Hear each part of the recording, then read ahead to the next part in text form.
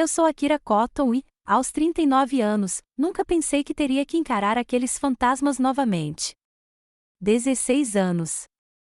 16 anos desde o dia em que a família Thor me apagou de suas vidas, simplesmente porque escolhi um uniforme de serviço em vez de um vestido de debutante.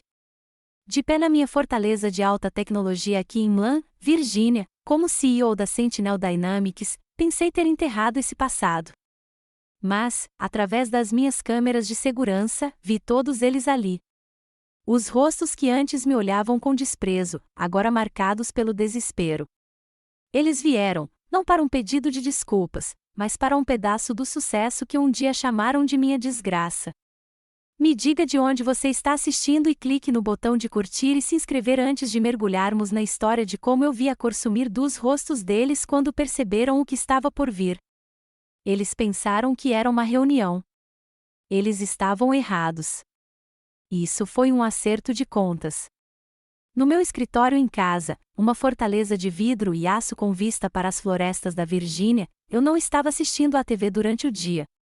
Eu estava rastreando os presentes dos piratas na costa da Somália em uma transmissão ao vivo por satélite para um cliente. Meu mundo agora é de ordem, dados e o silêncio profundo e satisfatório que acompanha o controle absoluto. É um silêncio pelo qual lutei, um silêncio que criei para abafar permanentemente o ruído desamparado e caótico que a família Thor um dia chamou de minha vida. Toda esta propriedade é um testemunho desse voto. Eu a construí não apenas como um lar, mas como um santuário, protegido pela mesma tecnologia que minha empresa, a Sentinel Dynamics, fornece a governos e empresas da Fortune 500. O perímetro é protegido por camadas de defesas invisíveis, cercas infravermelhas que distinguem um servo de um homem e sensores sísmicos que detectam passos a 400 metros de distância. Meu chefe de segurança é um homem com quem servi, um ex-operador da Força Delta que lidera uma equipe de homens como ele. Este lugar foi projetado para ser inexpugnável, uma manifestação física dos muros que construía ao redor do meu coração. Eu nunca mais seria vulnerável. Um único bip elegante cortou o silêncio. Não era um alarme estridente, apenas uma notificação serena da inteligência artificial integrada. Solicitação de acesso, portão principal, declarou a voz sintetizada, desprovida de emoção. Meus dedos se moveram instintivamente para o painel de toque na minha mesa. Deslizei o dedo, e a imagem via satélite do chifre da África foi substituída pela imagem em alta definição do meu portão de entrada. E naquele instante, o silêncio cuidadosamente construído do meu mundo foi quebrado. Meu mundo parou em um único e silencioso instante. Lá, exibidos em impressionante resolução 4K, eu os vi. Eles haviam chegado em um velho Lincoln Navigator, o tipo de SUV de luxo que impressionava há 15 anos atrás, mas agora parecia apenas cansado. A ferrugem florescia como um fungo escuro ao redor das cavas das rodas. Ao volante estava Silas Thorne, meu pai adotivo. A postura outrora imponente que costumava me aterrorizar havia desaparecido, substituída pela postura cansada de um homem derrotado. Seu cabelo era de um grisalho fino e chocante. Ao lado dele, Genevieve, sua esposa, ajeitava o cachecol, uma tentativa patética de projetar a elegância tradicional que há muito havia desaparecido. Ao fundo, eu via Sterling, o irmãozinho de ouro, com uma expressão constrangida e amargurada num terno com um brilho sintético barato. E ao lado dele estava minha irmã adotiva, Sarafina. Seus braços envolviam firmemente duas crianças pequenas que olhavam pela janela, com os rostos inexpressivos e confusos. Meu treinamento anulou qualquer reação emocional. Não houve surto de pânico, nem uma pontada de tristeza. Meu coração não bateu mais rápido. Minha respiração permaneceu lenta e constante, um ritmo disciplinado aprimorado em campos de batalha onde um suspiro poderia te matar. Eu estava condicionada a controlar a adrenalina, a usá-la como uma ferramenta, não a ser governada por ela. Era simplesmente uma nova variável, um vetor de ameaça inesperado que precisava ser avaliado. Aumentei o zoom da câmera, a lente se aproximando dos rostos deles com uma clareza perturbadora. Era um retrato de desespero. Vi isso nas profundas rugas de fracasso esculpidas no rosto de Silas. Vi isso na inveja ácida e indisfarçável nos olhos de Sarafina enquanto ela observava a magnitude da minha propriedade. Vi isso na arrogância desanimada de Sterling, um príncipe cujo reino havia ruído. E Genevieve, ela estava encenando. Seu rosto era uma máscara de arrependimento ensaiado, uma atriz interpretando um papel que esperava que lhe rendesse uma esmola. Minha mente imediatamente começou a executar o ciclo OODA, o ciclo de tomada de decisão que salvou minha vida mais de uma vez: observar, orientar, decidir, agir, observar. 4 adultos, 2 crianças, um veículo em mau estado. A linguagem corporal projeta derrota e desespero. Eles são uma delegação de suplicantes. Orientar. Este evento é precedido por 16 anos de silêncio absoluto iniciado por eles após uma vida de abuso emocional crescente e humilhação pública. Decidir. A motivação deles não é reconciliação. Não é remorso. Eles estão aqui porque todas as outras portas se fecharam. Eles estão fracos, feridos e estão procurando um alvo fácil para explorar em busca de recursos. Não senti nada. Nenhuma raiva, nenhuma tristeza, apenas uma frieza profunda e oca. Um velho conselho do general Marcus Colley, o general de 4 estrelas que se tornou meu verdadeiro mentor, ecoava em minha mente. Akira, ele me disse certa vez, sentado à minha frente em uma tenda empoeirada no Afeganistão, nunca, jamais deixe seu inimigo escolher o campo de batalha. Você controla o terreno. Você controla os termos do combate. Você controla o resultado. Encontrá-los no portão nos termos deles seria um erro. Seria um convite a uma cena, uma demonstração teatral de emoção destinada a me desarmar. Eu não cederia a esse terreno. Minha mão se moveu para o painel do interfone, meu dedo pressionando o botão com firmeza e deliberada pressão. Minha voz, quando falei, era tão calma e fria quanto o aço polido da minha mesa. Era a voz que eu usava para dar ordens, uma voz que carregava uma autoridade inquestionável. Marcos, deixe-os entrar, eu disse, em tom neutro. Acompanhe-os até a sala de conferências 3. Segurança completa, sem armas, sem dispositivos de gravação. Desço em 10 minutos. Soltei o botão, cortando a conexão. Eles não seriam bem-vindos em minha casa. Seriam processados. Seriam levados para uma sala estéril e sem janelas, construída para negociações tensas, uma sala com uma acústica tão perfeita que dava para ouvir o pulso de um homem acelerar, uma sala onde eu controlava tudo, até a temperatura. Eles pensaram que era uma reunião de família. Estavam enganados. Era um interrogatório, e eu era o comandante. Meus olhos permaneceram fixos no monitor, fixos na imagem patética e derrotada de Silus Thorne. Aquele rosto, uma lembrança surgiu, nítida como vidro estilhaçado. Eu já vira aquele mesmo rosto com uma aparência muito diferente uma vez. Eu o vira distorcido por um poder e uma raiva que quase me destruíram no dia em que me expulsaram e me disseram que eu não era nada. O rosto no meu monitor de segurança, o rosto fraco e derrotado de Silus Thorne, começou a se desfocar. Dissolveu-se em uma lembrança, de 16 anos atrás, mas ainda nítida, daquele mesmo rosto distorcido por uma fúria justificada. A família que hoje estava à minha porta como mendiga já foi meus juízes, júri e carrascos. Seu retorno não foi apenas um inconveniente. Foi o ressurgimento de um mapa de velhas feridas, cada local um monumento a uma humilhação específica. A primeira marca naquele mapa foi desenhada no Natal, quando eu tinha 16 anos. Estávamos na festa de gala anual dos Thorns no Chevy Chase Country Club, um evento sufocante de lustres brilhantes, sorrisos falsos e negócios regado a bourbon. Era um lugar onde seu valor era medido pelo seu sobrenome e pelo adesivo da universidade no seu carro. Fiquei sem jeito ao lado da imponente árvore de Natal, sentindo-me como um soldado em território inimigo. Era a hora dos presentes da família. Sterling, então com 20 anos, desembrulhou uma caixa e revelou um reluzente relógio Rolex. Ele o ergueu com um ar experiente de despreocupação. Sarafina, de 18 anos, gritou de alegria ao abrir um envelope contendo passagens aéreas e um cartão de crédito para uma maratona de compras em Paris. Então, minha avó, Theodora Vance, mãe de Genevieve e a única pessoa naquela família que realmente me viu, me entregou um pequeno pacote cuidadosamente embrulhado. Dentro havia uma bela primeira edição encadernada em couro de Santo Sua arte da guerra. Meu coração se encheu de alegria.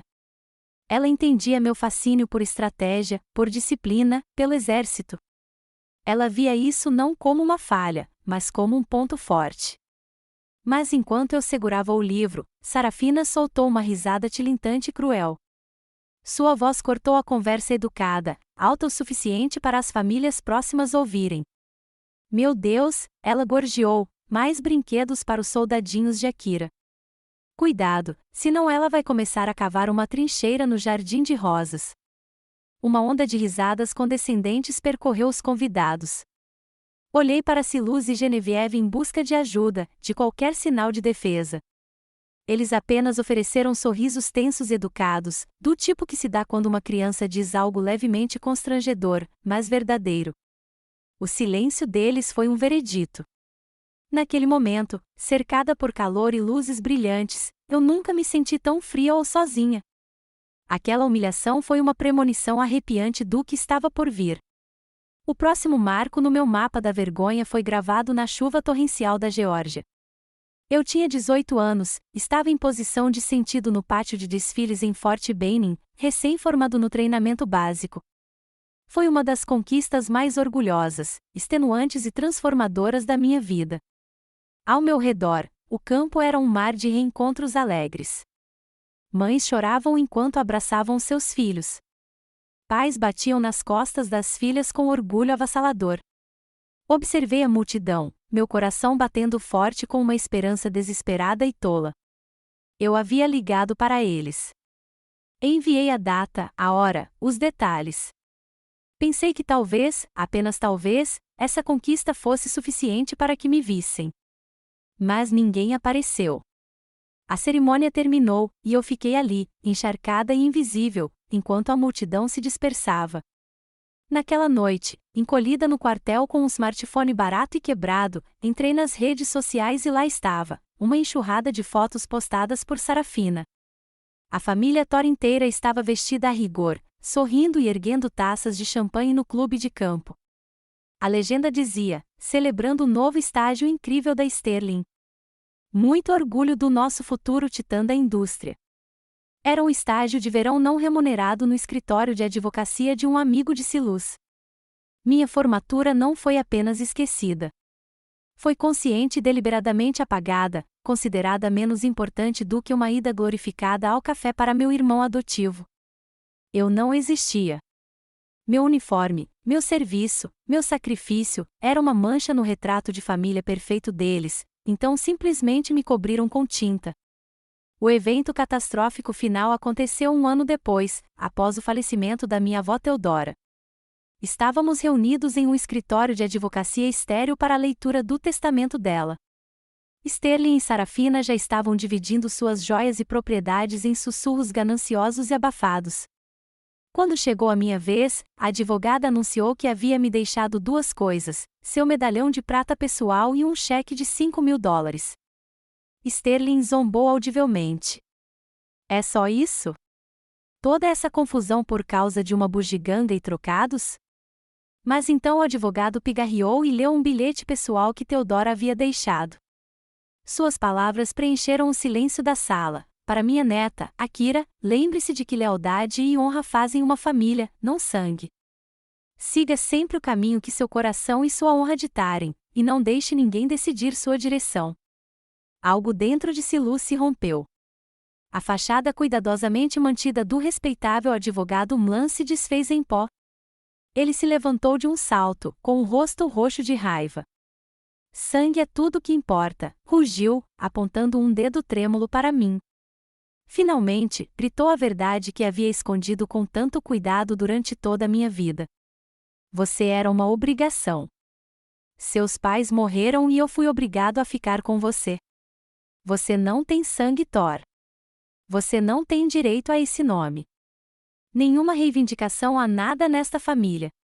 Você não é nada para nós. Suas palavras eram golpes de martelo. Olhei para Genevieve. Ela estava paralisada, o rosto uma máscara de pedra fria. O silêncio dela era cúmplice dele. Saia daqui, disparou-se luz, a voz se transformando em um sibilo venenoso. Pegue sua bugiganga e seu dinheiro da pena, saia da nossa vida e nunca mais volte. Não chorei. Não implorei. Anos de demissões e humilhações silenciosas haviam forjado algo duro e inquebrável dentro de mim. Levantei-me, com as costas eretas como uma vara de pescar no meu uniforme de serviço. Olhei para cada um deles, um por um, memorizando seus rostos pela última vez. Silus, consumido por uma fúria patética, Genevieve, com os olhos frios e vazios, e Sterling, com um sorriso presunçoso e triunfante nos lábios, e Sarafina, cujo rosto se iluminava com puro e indisfarçável desprezo. Este era o momento pelo qual ela esperara a vida toda. O silêncio coletivo deles enquanto eu me virava e caminhava em direção à porta foi o corte final e mais profundo. Foi o som da minha própria execução. Saí daquele escritório, daquele prédio e da vida deles para sempre. Eu não tinha nada além do uniforme nas costas, um cheque de $5.000 no bolso e um voto silencioso e ardente que ecoava a cada batida do meu coração. Eles se arrependeriam daquele dia. Eu não sobreviveria ao julgamento deles. Eu venceria. E na minha mão, eu segurava o medalhão de prata, seu metal frio, a única prova que eu tinha de que algum dia fui amada. O medalhão de prata em minha mão era frio ao toque, um contraste gritante com o ar úmido e abafado do pequeno apartamento que eu chamava de lar. Depois de me afastar da família Thor, completei meu serviço militar com distinção, ganhando condecorações das quais nunca me preocupei em contar a eles. Pensei que tivesse sobrevivido às batalhas mais difíceis da minha vida. Eu estava enganada. Eu tinha acabado de entrar em um novo tipo de zona de guerra, um mundo civil que me parecia mais estrangeiro do que qualquer país para o qual eu já tivesse sido destacado. Era a terra de ninguém. Meus documentos de dispensa listavam habilidades que poderiam salvar vidas em um tiroteio, mas aparentemente não valiam nada em um currículo. A experiência de liderança adquirida no comando de uma equipe de operações especiais em território hostil foi traduzida pelos gerentes de RH em prédios de escritórios estéreis como carece de experiência em gestão corporativa. Minha experiência em navegação de sobrevivência e avaliação de ameaças era inútil. Enviei candidaturas para dezenas de empresas de segurança privada, o tipo de lugar onde eu achava que minha experiência seria um diferencial. Os e-mails de rejeição, quando chegavam, eram sempre educados e vagos. Os mais comuns citavam que eu não era um bom ajuste cultural. Logo aprendi que isso era código. Significava que eles não queriam uma mulher, especialmente uma mulher com meu treinamento e intensidade, dizendo-lhes como fazer seu trabalho. Então, eu aceitava o que podia. Minhas noites eram passadas em um armazém cavernoso e congelante em Norfolk, Virgínia, fazendo turnos de 12 horas como segurança. Eu andava pelo perímetro, o silêncio do lugar um eco oco do silêncio controlado que um dia eu construiria para mim. Meus dias eram passados naquele apartamento decadente, onde as paredes eram tão finas que eu conseguia ouvir cada discussão, cada porta batendo, cada criança chorando dos meus vizinhos. Eu estava cercado de pessoas, mas completamente sozinho. Os $5.000 da minha avó estavam acabando rapidamente, consumidos pelo aluguel, macarrão instantâneo e café barato. Eu me sentia perdida, à deriva em um mundo que eu havia lutado para proteger, mas que não entendia mais. Certa manhã, me vi na sala de espera estéril e bege do escritório local de assuntos de veteranos, tentando me candidatar aos benefícios educacionais do GI Bill que eu havia conquistado. Peguei o número 342 e sentei-me para o que eu sabia que seria uma longa espera. O homem sentado ao meu lado era um fuzileiro naval mais velho, com o rosto marcado por anos difíceis. Uma perna da calça estava cuidadosamente dobrada e presa com alfinetes onde a dele costumava ficar. Ele notou minha postura, o jeito como eu me sentava com as costas eretas, observando o ambiente. Acabou de sair? Perguntou, com a voz rouca. Assenti. Exército? Ele assentiu lentamente, compreensivo. Ficamos em silêncio por um tempo. Então ele me contou sobre sua própria guerra, a do deserto e a guerra mais longa e difícil que travou contra o TEP e a burocracia quando voltou para casa. Ele me olhou com olhos cansados e cúmplices. Eles te ensinam a morrer pela bandeira, garoto, disse ele, em voz baixa. Mas ninguém te ensina a viver sob ela quando você volta para casa. Horas depois, finalmente fui chamado a um guichê, apenas para ouvir de um funcionário entediado que minha papelada havia sido extraviada e que eu teria que arquivar tudo de novo. Saí daquele prédio, não com raiva, mas com uma clareza fria e dura. As palavras do velho fuzileiro naval ecoavam na minha cabeça. Ele estava certo. O sistema criado para nos ajudar estava quebrado. Eu não podia mais lutar por mim mesmo. Eu precisava construir algo melhor, um novo caminho para pessoas como ele, para pessoas como eu. Foi aí que nasceu a ideia da Sentinel Dynamics, não apenas mais uma empresa de segurança, mas uma empresa revolucionária que uniria minha experiência em campo de batalha com inteligência humana, inteligência artificial de ponta e análise preditiva. Era um conceito brilhante, que poderia mudar o setor. O problema era que eu era o único que acreditava nele. Aprimorei meu plano de negócios, vesti o único blazer decente que tinha e comecei a tentar me reunir com investidores. As rejeições foram rápidas e brutais. Eles viam um soldado, não um CEO. O golpe final, mais humilhante, veio durante uma videochamada com um capitalista de risco renomado do Vale do Silício, um homem com metade da minha idade, vestindo um moletom de grife. Ele ouviu minha apresentação com um sorriso irônico. E quando terminei, ele riu. Não foi uma risada gentil.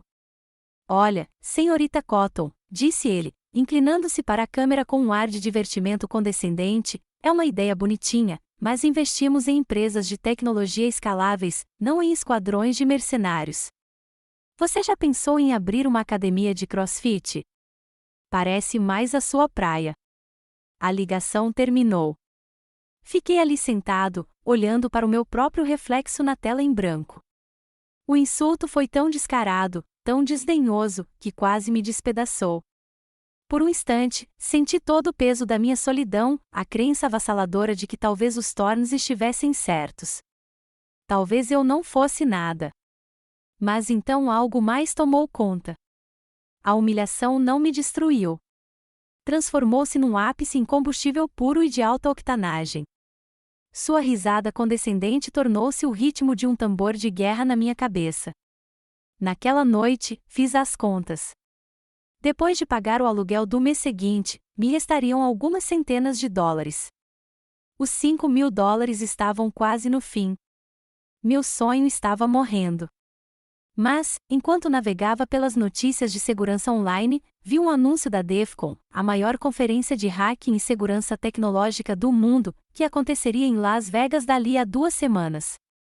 Era uma aposta arriscada, um lugar onde gigantes da tecnologia e agências governamentais estavam de olho na próxima grande novidade. Uma passagem e um voo custariam quase cada centavo que eu tinha. Era uma escolha entre mais um mês de sobrevivência em Norfolk ou uma última e desesperada aposta em mim mesmo. Eu não conseguia dormir.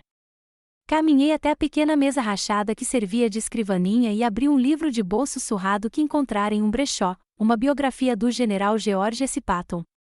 Meus olhos pousaram em uma citação que eu havia sublinhado: aceite os desafios para que você possa sentir a euforia da vitória.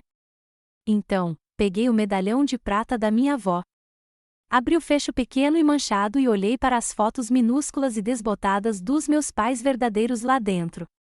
Lembrei-me do bilhete dela: que ninguém mais decida o seu caminho. O punk do Vale do Silício não ia decidir o meu caminho. O entediado funcionário do Departamento de Assuntos dos Veteranos não ia decidir.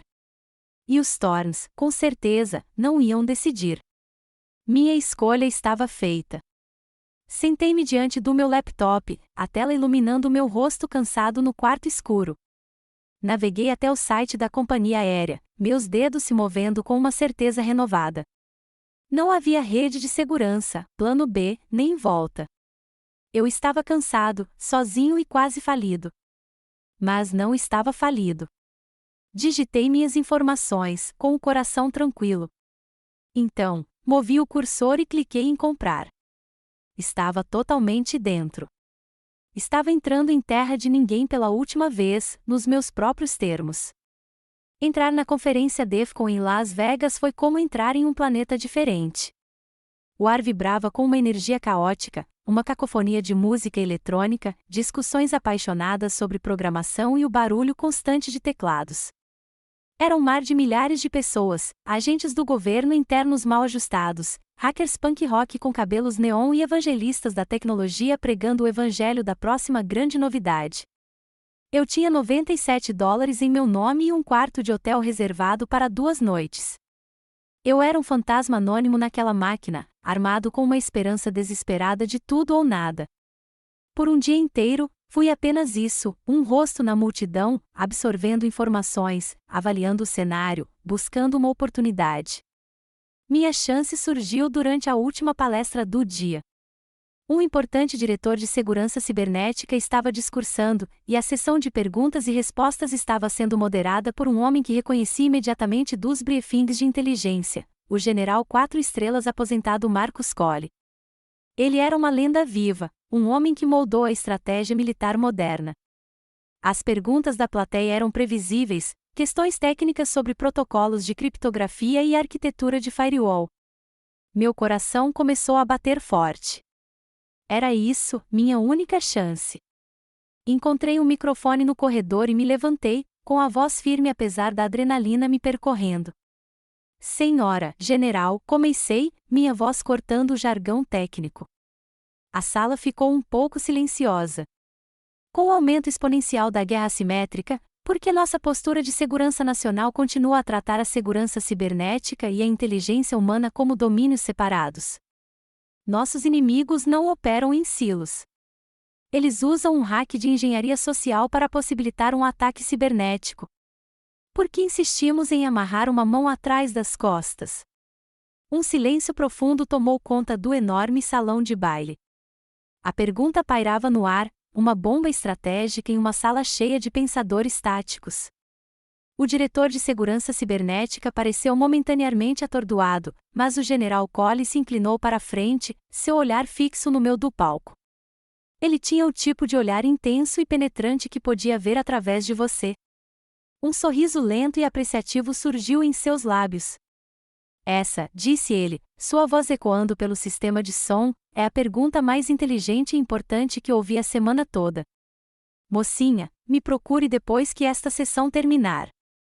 Então, ele gesticulou em direção a Sarafina, que contou como seu casamento de conto de fadas com um rico incorporador imobiliário terminara em um divórcio amargo, deixando-a com 2 filhos e nenhum patrimônio. Eles depositaram sua ruína aos meus pés, uma tapeçaria patética de más decisões e arrogância desabada. Estavam tentando construir um caso para minha piedade, para apelar a um senso de obrigação que eles próprios nunca haviam orado. E, durante todo esse tempo, minha mente analítica processava as palavras deles, notando uma omissão crítica. Nem uma única vez, nem um único deles, disse as 2 palavras que poderiam ter importado: sentimos muito. Eles não estavam confessando seus pecados. Estavam apresentando uma fatura por seus fracassos. Finalmente, chegou a vez de Silus. Ele pigarreou, tentando invocar a voz estrondosa e autoritária que outrora fora sua principal arma.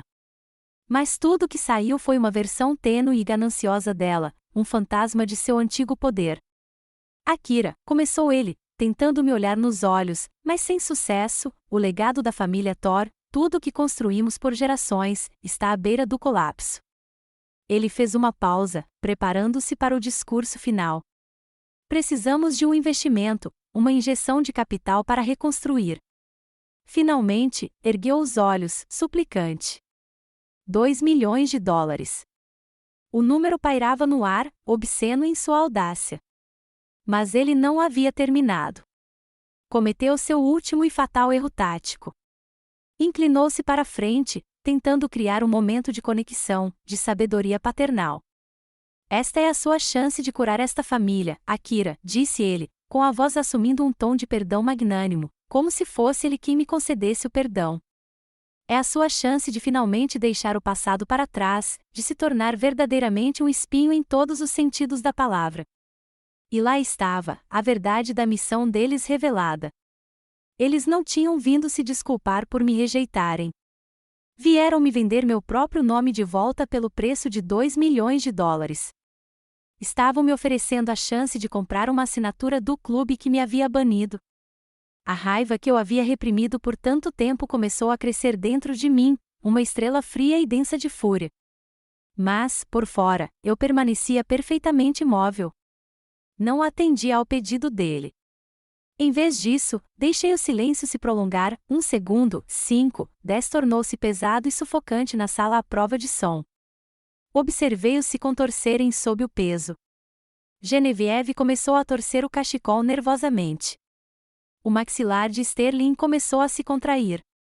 A falsa confiança de Silas evaporou, deixando apenas o desespero cru que eu vira pela primeira vez no monitor de segurança.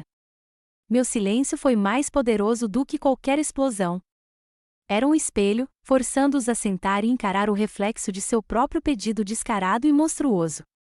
Eu estava mostrando a eles, sem dizer uma palavra, que o equilíbrio de poder havia se alterado irrevogavelmente. O interrogatório havia terminado. Os participantes haviam revelado tudo. Era a hora do veredito. O silêncio na sala se estendeu, denso e pesado. A oferta insultuosa de Silas, sua oferta de me deixar comprar meu retorno à sua família arruinada, pairava no ar entre nós. Por baixo do meu blazer sob medida, eu sentia o peso fresco e familiar do medalhão de prata da minha avó contra a minha pele. Era a minha armadura. A voz dela ecoava na minha memória: honra é a única coisa que não podem tirar de você, a menos que você a dê. Hoje, eu não estava dando absolutamente nada. Finalmente me desvencilhei da parede, com movimentos lentos e deliberados. Caminhei até a mesa, mas não me sentei.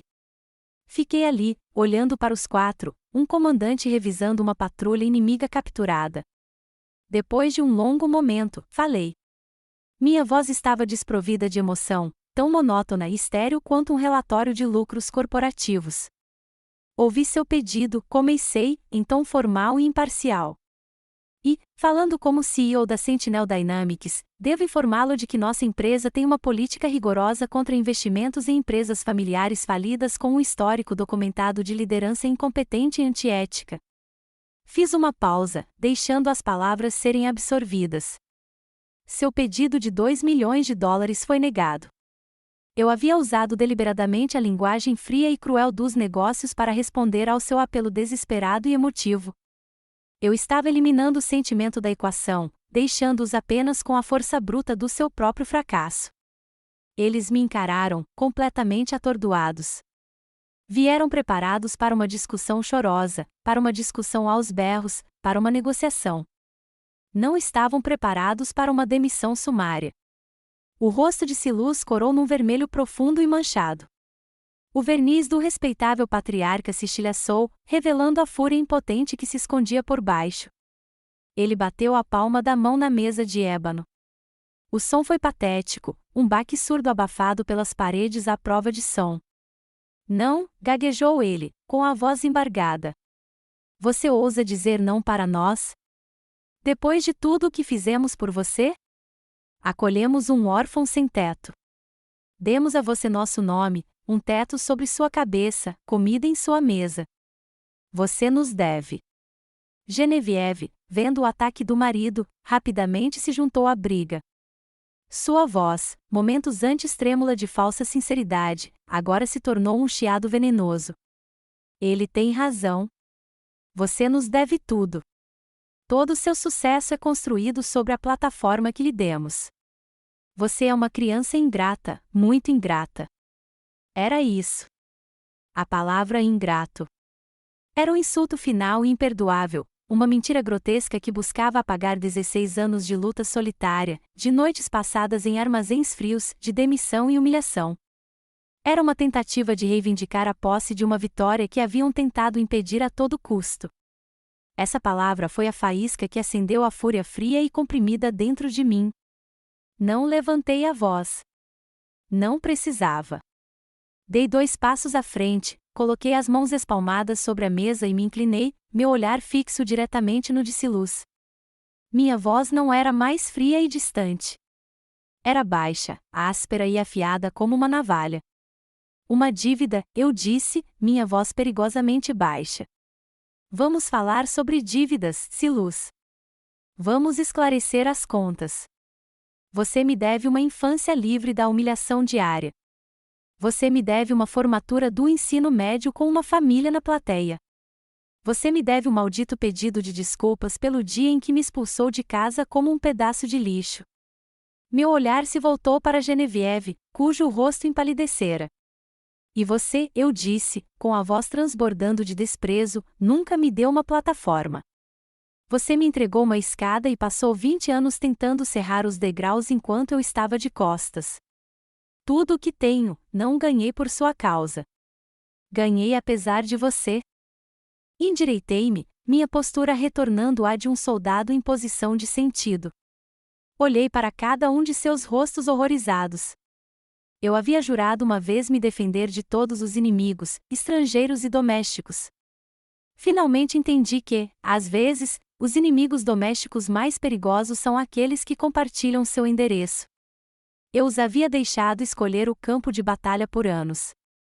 Agora a batalha estava no meu território, e estava encerrada. Esta reunião está encerrada, anunciei, minha voz retornando à calma letal de um comandante em absoluto controle. Ouvi seu pedido. Você receberá minha resposta formal em 24 horas. Olhei para a porta, minhas últimas palavras uma ordem sem disfarces. Agora saia do meu prédio. Se você já precisou dizer algo que precisava ser dito há anos, quero que clique em curtir agora mesmo. E me faça um favor, vá até os comentários e digite a palavra finalmente. Quero ver quantos de nós estávamos esperando por um momento como este. Meu dedo moveu-se para um pequeno botão sem identificação no console de controle da mesa. Apertei-o com um chiado silencioso e pneumático. A pesada porta da sala de emergência se abriu. Parado emoldurado na porta estava Marcos. Com 1,93 metros, o Essiel da Marinha era uma parede imponente de músculos e capacidade silenciosa. Ele não disse uma palavra. Apenas ficou ali, de braços cruzados, a expressão ilegível, mas sua mensagem perfeitamente, assustadoramente clara. A hora de conversar havia acabado. A hora de escoltar havia começado. Os Thorns o encararam, depois me encararam de novo, com uma mistura de choque e terror nos rostos. Pela primeira vez em suas vidas mimadas e privilegiadas, estavam total e completamente impotentes, e sabiam disso. No momento em que a porta da sala de emergência se fechou com um chiado atrás dos Thorns, o ar mudou. A tensão opressiva da presença deles desapareceu, substituída pelo zumbido limpo e frio da prontidão operacional. Não me sentei. Não respirei fundo para processar o que acabará de acontecer. A batalha emocional havia terminado. A contraofensiva estratégica estava apenas começando. Voltei para a cabeceira da mesa, ativei o console de comunicação segura e convoquei meu conselho de guerra. Esta não era uma reunião para meus executivos. Era para meu verdadeiro círculo íntimo.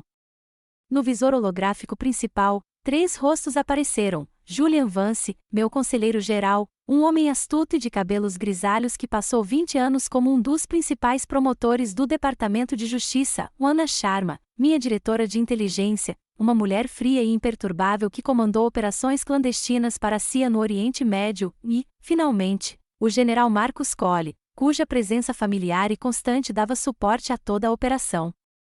Não perdi tempo com gentilezas. Meu briefing foi conciso, isento de qualquer emoção. Às 14 horas, fui abordado por 4 pessoas representando a família Thor, comecei, com a voz calma e comedida de um comandante. Eles apresentaram um pedido de injeção de capital de $2 milhões. Recusei o pedido. Responderam com acusações de ingratidão e endividamento. Fiz uma pausa. Informei que receberão uma resposta formal em 24 horas. Ana, preciso do dossiê completo sobre o projeto legado. Julian, preciso que você comece a redigir. Ana, mestre do eufemismo, permitiu-se um pequeno sorriso cúmplice. Senhora, disse ela, com a voz suave como seda, o projeto legado é um arquivo ativo desde o início da empresa. Temos uma equipe vermelha monitorando passivamente os Thorns há anos. Uma equipe vermelha em nosso mundo é uma unidade que desempenha o papel de adversária para encontrar fraquezas em seus próprios sistemas. Para mim, os Thorns sempre foram uma vulnerabilidade em potencial, um fantasma na máquina. Monitorá-los não era um ato de vingança. Era uma mitigação prudente de riscos. Conheça seu inimigo e conheça a si mesma, e você não precisará temer o resultado de 100 batalhas. Essa foi a lição do livro que minha avó me deu, o primeiro princípio de toda a minha vida.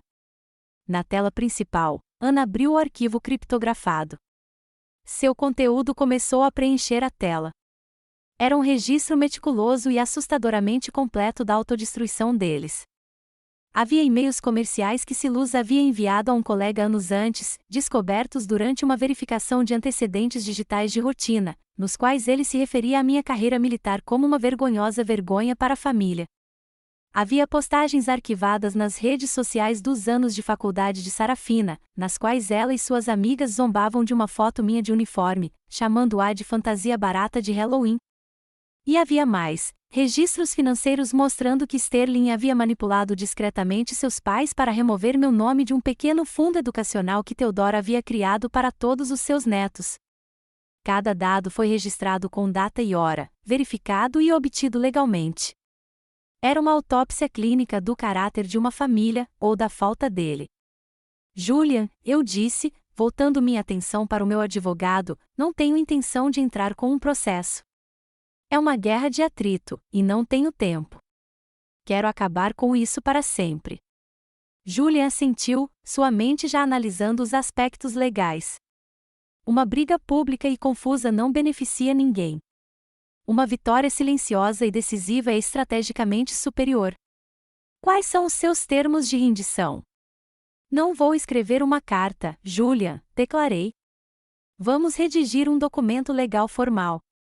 Intitule o Memorando de Relacionamento e Obrigação.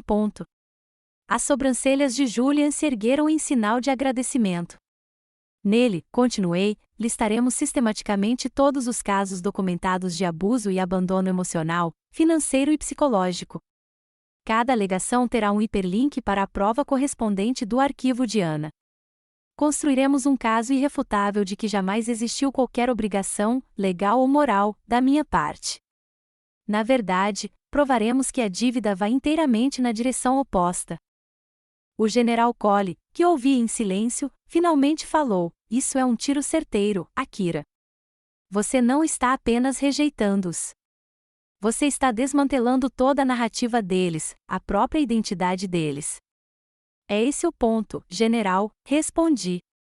"Eles vieram aqui para me vender uma história sobre família. Vou responder com a verdade. Mas eu ainda não tinha terminado. Uma simples rejeição era uma defesa. Eu precisava partir para a ofensiva para encerrar aquele conflito de vez. Há mais um componente, eu disse, enquanto minha equipe ouvia atentamente. O memorando incluirá uma oferta. Ana pareceu surpresa. Uma oferta? Não para eles, esclareci.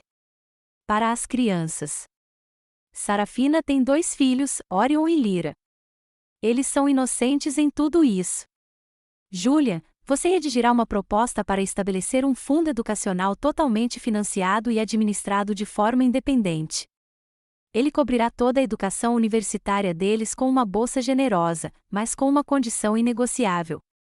Olhei para cada um deles. Para ativar o fundo, todos os 4 devem assinar uma ordem de restrição permanente juridicamente vinculativa, além de um acordo de confidencialidade. Eles concordarão em nunca mais entrar em contato comigo, com meus funcionários ou com qualquer afiliada da empresa, sob qualquer forma, pelo resto de suas vidas.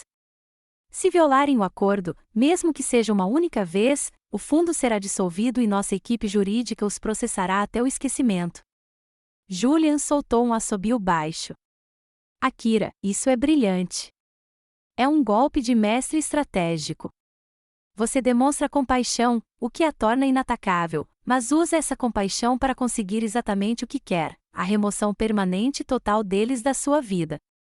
Você os coloca em uma posição em que eles não podem vencer. Se recusarem, estarão negando um futuro aos próprios filhos por puro orgulho. Se aceitarem, estarão abrindo mão de todo o poder que jamais imaginaram ter sobre você. Exatamente, eu disse. Eles vieram por dinheiro. Vou dar a eles uma escolha entre a ganância e o futuro dos filhos. Vamos ver que tipo de família eles realmente são. Trabalhamos pelas horas seguintes.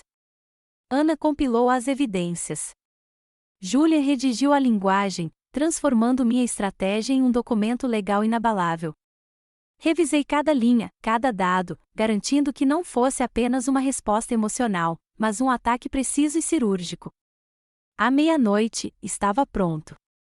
Um único arquivo PDF criptografado que continha todo o peso dos últimos 20 anos da minha vida. Sentei-me sozinho na sala de situação, com o documento aberto na tela principal. Minha resposta formal, minha declaração de independência, minha arma da verdade. Meu dedo pousou no mouse, o cursor pairando sobre o botão de enviar no e-mail seguro endereçado ao advogado de Silas Thorne. Não hesitei. Cliquei. Na manhã seguinte, precisamente às 9 horas, o entregador profissional da Sentinel Dynamics, trajando um uniforme impecável e sem identificação, entregou um cofre pesado e seguro a um escritório de advocacia decadente em uma área decadente de Milan. Lá dentro, toda a família Thor estava reunida, com os rostos marcados por uma esperança desesperada e desesperada. Seu advogado, um homem de aparência cansada chamado Peterson, assinou o recebimento do pacote. Do meu centro de comando, observei um único indicador na tela. Julian, meu conselheiro-geral, já estava no escritório de Peterson, um observador silencioso para garantir que os termos fossem apresentados corretamente. Minha única conexão com a cena era uma linha de áudio segura e aberta com o fone de ouvido de Julian. Eu não veria seus rostos, mas ouviria tudo. Não há registro aqui, disse Peterson, com a voz metálica através da transmissão. Ouvi o clique do cofre se abrindo. É um tablet, altamente criptografado. Os Thorne se aglomeraram ao redor da mesa dele. Sua última esperança era que eu tivesse mudado de ideia, que eu tivesse enviado uma proposta de acordo. Assim que Peterson ligou o dispositivo e digitou o código de acesso único, o documento que eu havia preparado apareceu na tela, com o título claro e clínico, Memorando de Relacionamento e Obrigação. Um silêncio pesado desceu sobre a sala. Eu podia ouvir as batidas fracas e frenéticas enquanto Peterson rolava a tela. O som inicial dos Thorns era um murmúrio confuso, que depois se transformou em suspiros agudos e incrédulos. A esperança deles estava se transformando em horror. Eles estavam percorrendo a autópsia de sua própria crueldade. Cada prova era um recibo digital de um pecado passado, apresentado sem emoção ou comentário. Prova A. Um e-mail de Silas Thorne para um colega advogado do Chevy Chase Club, datado de 10 anos atrás. Assunto: questões de família. Corpo: a garota decidiu fazer um espetáculo com essa vergonhosa fixação militar. É uma mancha vergonhosa no nome da nossa família, mas precisamos suportar. Ouvi um ruído estrangulado. Parecia-se luz. Prova B. Uma série de mensagens de texto arquivadas de Sarafina para uma amiga durante minha primeira missão. Meu Deus! Vi uma foto da Akira com sua roupinha de soldadinho. Parece uma fantasia barata de Halloween. Tão cafona. Mal posso esperar para ela terminar de brincar de soldado para não termos mais que falar sobre isso. Um suspiro quebrou o silêncio, Genevieve. Prova C. Registros bancários digitais e uma declaração juramentada de um ex-contador da família, detalhando como Sterling havia discretamente convencido seus pais a reestruturar um pequeno fundo fiduciário deixado pela minha avó, excluindo especificamente meu nome sob o pretexto de simplificar o patrimônio. Isso não é verdade. Isso está fora de contexto, gaguejou Sterling, com a voz fina e em pânico. Cada clique na roda de rolagem era mais uma detonação, mais uma mentira exposta, mais uma memória egoísta obliterada por um fato frio e duro. Eles não estavam lendo acusações. Estavam lendo sua própria história, uma história que pensavam estar enterrada para sempre. A sala não estava mais silenciosa.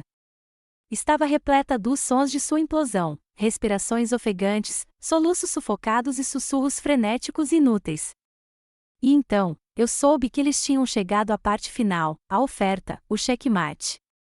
Após um longo e atordoado silêncio, Peterson, o advogado deles, falou. Sua voz era monótona, o som de um homem que sabe que a batalha já está perdida. Bem, disse-ele com um suspiro pesado, ela está se oferecendo para criar um fundo educacional totalmente financiado para seus filhos, Sarafina. Dinheiro da Ivy League. É incrivelmente generoso. Um lampejo de esperança retornou às suas vozes. Então, há uma negociação? Perguntou-se Luz, com a voz fraca. Não, disse Peterson sem rodeios. Não há. A oferta é condicional. Para ativar o fundo, vocês 4 precisam assinar isto. Eu podia ouvir o farfalhar de papel enquanto ele deslizava um documento impresso sobre a mesa, o acordo vinculativo que Julian trouxera consigo. É uma ordem de restrição permanente e um acordo de confidencialidade. Ele proíbe legalmente qualquer um de vocês de contatá-la, sua empresa ou qualquer um de seus associados novamente, por qualquer motivo. Se assinarem, as crianças estão garantidas para o resto da vida. Se violarem, o fundo será anulado, e ela os processará com toda a força desta prova, que, devo acrescentar, se tornará pública. A realidade aterradora da minha estratégia finalmente se concretizou. O checkmate foi revelado.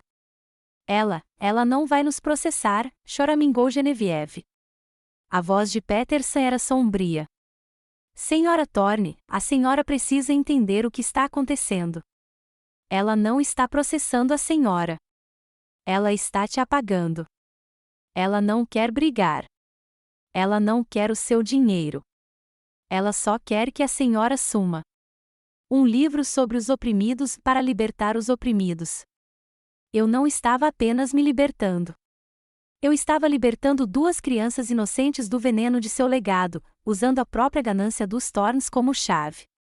Os sons finais que ouvi foram os de uma família completamente destruída, não pelo remorso, mas pela agonia da derrota total. Se Luz não gritava mais. Tremia com a fúria patética de um velho rei cujo castelo acabará de ser transformado em pó por um fantasma que ele pensava ter banido. Genevieve chorava abertamente agora, lamentando a perda de sua última tábua de salvação. Sterling e Sarafina estavam em silêncio absoluto, o choque os havia deixado mudos. Eles tinham vindo ao meu portão como predadores, confiantes de que poderiam manipular o passado. Mas calcularam mal. Eu não era o passado. Eu era o futuro, e vim preparada. Vocês têm 1 hora para assinar, a voz calma de Julian cortou o desespero deles. A oferta é inegociável e expira às 10h30. Não houve debate. Não havia saída. Eles haviam perdido. Silas Thorne, o homem que me expulsara com um rugido, agora estava de joelhos por um sussurro de verdade. Ele passará a vida obcecado por seu nome, seu poder, seu legado, e agora a filha adotiva que ele considerava indigna havia tirado tudo isso com um único arquivo criptografado. Pelo fone de ouvido, ouviu o relatório final de Julia. Ele está pegando a caneta, Akira. Houve uma pausa, e então o único som no mundo foi o leve e seco arranhar da ponta da caneta no papel. Era o som de uma assinatura, o som de uma rendição, o som de uma dinastia se desfazendo em cinzas. No momento em que a voz de Julian confirmou a assinatura, uma profunda sensação de silêncio tomou conta de mim. A guerra havia acabado. O inimigo havia se rendido incondicionalmente. Pela primeira vez na minha vida adulta, eu estava completa e totalmente livre da sombra da família Thor. O alívio foi imenso, um peso físico saindo dos meus ombros. E então o abalo secundário começou. Meu telefone, que estivera silencioso sobre a minha mesa, começou a vibrar incessantemente. Era um bombardeio digital, a última salva desesperada de um exército derrotado. Uma série de mensagens de voz apareceu, as transcrições piscando na minha tela. Era Genevieve, sua mensagem uma torrente de lágrimas e acusações disfarçadas de armas. Como você pôde ser tão cruel, tão sem coração depois de tudo o que fizemos por você? Então vieram os e-mails de Silas, manifestos longos e confusos tentando justificar suas ações passadas com argumentos jurídicos frágeis e lógica distorcida, como se ele ainda pudesse vencer a discussão no papel. E, finalmente, uma enxurrada de mensagens de texto de Sarafina, cada uma um pequeno dardo venenoso de puro ódio e culpa. Não ouvi uma única mensagem de voz. Não li além do assunto de um único e-mail. Observei as notificações se acumularem com a mesma calma imparcial que sentirá na sala de situação. Não se tratava mais de um drama familiar. Era uma falha de segurança. Abri meu laptop e iniciei um protocolo que minha empresa usa para clientes de alto escalão que lidam com assédio digital: isolar e neutralizar a ameaça. Busquei os dados de contato deles: Silas Thorne, número de telefone, bloquear. Endereço de e-mail, bloquear. Perfis de redes sociais, bloquear. Genevieve Thorne, bloquear. Sterling, bloquear. Sarafina, bloquear. A cada clique, outra porta era fechada. Outro fantasma era exorcizado. Eu estava construindo um firewall final e impenetrável, não com código e algoritmos, mas com uma vontade fria e deliberada. Quando o último contato foi bloqueado, meu telefone ficou em silêncio. A tempestade digital havia passado, mas a esperada sensação de triunfo, de vitória sublime, nunca chegou. Em vez disso, uma onda de exaustão me invadiu, tão profunda que parecia descer até os ossos. A adrenalina que me sustentava nas últimas 48 horas desapareceu, deixando um vazio estranho e profundo em seu rastro. A guerra que eu vinha travando, de uma forma ou de outra, por mais de 20 anos finalmente havia terminado. E agora que o barulho do conflito havia desaparecido, o silêncio que ele deixou para trás era enervante. Meu telefone particular tocou. Era Cally Croft. O general me disse que a operação foi um sucesso, disse ele, com a voz afetuosa. Só liguei para saber como está meu melhor investimento. Você está bem, Akira? Olhei pela janela para a floresta silenciosa e pacífica que cercava minha casa e, pela primeira vez, respondi a uma pergunta sem saber a resposta. Sinceramente, Cally, eu não sei, disse eu, as palavras soando estranhas na minha boca. Eu ganhei. Eu sei que ganhei, mas parece que acabei de ir a um funeral. Houve uma pausa do outro lado da linha. E então Cally disse algo que destrancou todo o sentimento complicado dentro de mim. Então deu um tempo para si mesma para lamentar, Akira, disse-lhe gentilmente. Mesmo que você esteja apenas lamentando a família que deveria ter tido. Ele tinha razão. Eu não estava lamentando os Thorns. Eu estava lamentando o fantasma de uma família, a ideia de um lar, o amor incondicional que eu sempre desejei e nunca recebi deles. Eu estava lamentando a garota que ficou sozinha na chuva em sua formatura. Naquela noite, o general Cole apareceu. Ele entrou e me encontrou sentado em frente à lareira apagada na sala de estar principal. Ele não veio como meu conselheiro ou mentor. Veio como amigo. Serviu 2 taças de um bom bourbon do Kentucky, me entregou uma e sentou-se na poltrona em frente à minha. Não falamos sobre os Thorns ou a Sentinel Dynamics. Apenas ficamos sentados em um silêncio confortável, observando a luz do entardecer se dissipar sobre as árvores. Seguiu-se um coro de aqui, aqui, e o tilintar de copos. Comemos, bebemos e compartilhamos histórias até tarde da noite. O som das risadas deles era a música mais linda que eu já ouvirá. Mais tarde, enquanto a fogueira crepitava e as estrelas começavam a aparecer no céu roxo escuro, fiquei sozinho na varanda, tomando uma última taça de vinho. Observei Cally mostrando uma constelação para algumas crianças em seu celular e o general contando uma história que fez um grupo de veteranos gargalhar. O calor da cena me envolveu, uma paz profunda e duradoura. Levei a mão ao pescoço, meus dedos se fechando em torno do medalhão de prata familiar. Por tanto tempo, fora a única prova tangível de que eu era amada, uma relíquia de um passado ao qual eu precisava sobreviver. Mas agora, parecia diferente. Não era mais um símbolo do que eu havia perdido, mas um lembrete do princípio sobre o qual eu havia construído tudo de novo. Finalmente entendi o que era um verdadeiro legado. Não se tratava de linhagens ou de um nome de família transmitido por gerações em retratos em um salão abafado. Não se tratava de dinheiro ou propriedade. Um verdadeiro legado é a honra pela qual você vive, a lealdade que você demonstra e o amor que você cria e compartilha com o mundo. É o que você constrói, não o que você herda. Maya Angelou escreveu certa vez que você não pode controlar os eventos que acontecem com você, mas pode decidir não ser reduzida por eles. Os Thorns tentaram me reduzir a nada, a uma órfã, a uma obrigação, a uma desgraça, mas falharam. Posso ter nascido na família deles, mas construí a minha própria, uma unidade, uma equipe, um lar. Eu era uma soldada que finalmente havia voltado para casa, não para um lugar, mas para um sentimento. A guerra havia acabado e eu finalmente estava em paz. Essa é a minha história. Não era uma história de vingança. Era sobre resgatar meu próprio legado e construir uma família definida pela lealdade, não pelo sangue. Se minha jornada ressoou com você, se você já teve que lutar para definir seu próprio valor, espero que tenha encontrado um pouco da sua própria força nestas palavras. Obrigada por estarem aqui comigo. Seu apoio significa tudo.